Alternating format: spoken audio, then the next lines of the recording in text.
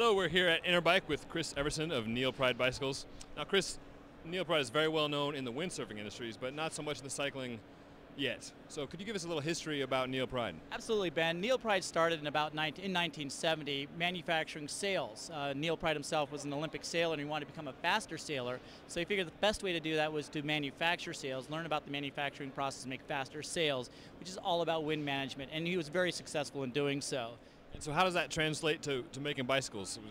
I get the aerodynamic part, but what about the carbon fiber manufacturing process? What translates there? We also very innovative in carbon fiber manufacturing. In the mid-'80s, NeilPryde was very innovative in developing carbon fiber sail masts, again, for the sailing industry. So at a time when bicycles were just getting into aluminum, NeilPryde was actually producing, manufacturing, and engineering with carbon fiber. So a very strong heritage in carbon fiber manufacturing.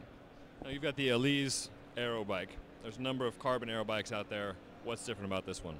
Well, the one that makes this one so interesting is with all that wind management history with the NeilPryde brand, we've been able to apply that to the Elise bicycle. And we've worked with a number of people to kind of give us a nice design aesthetic. BMW Design Works USA was fantastic in working with us on creating an out-of-the-bike industry aesthetic for the Elise bicycle.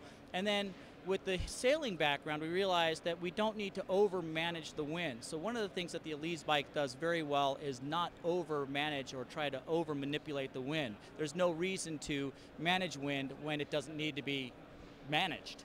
So it's a very slippery bike from, working from sails, working from yaw angles up to 40 degrees, whether it's a head crosswind or tail crosswind. We can manage that wind very well when it needs to be managed and avoid it when we don't need to. Another relatively new bike is the Bura SL, the Bura Superlight. There's some striking aesthetic features to this with what looks to my eyes like buttressing. Can you tell me about the design philosophy behind that? The Bura SL was bred from the Diablo bicycle, which we put underneath the United Healthcare Professional Cycling Team, and they beat the tar out of that bike this entire year with some fantastic victories and some big races around the world. And all the feedback that we got from the mechanics and the riders on that team really led us to what we did here with the Bura SL. So we were able to take the Diablo bicycle, which was a fantastic bicycle, and just bring it another notch up on the cycling realm, in the cycling realm.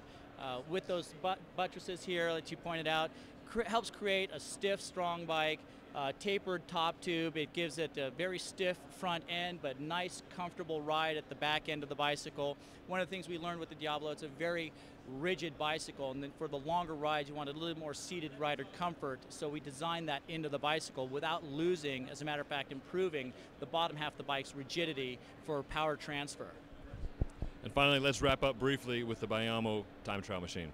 Yeah, that's a brand new bike that we've brought out. We've just gotten a few of those to the team. We've got some great results out of that. Again, we've been working with the BMW Design Works behind the aesthetic of the bicycle.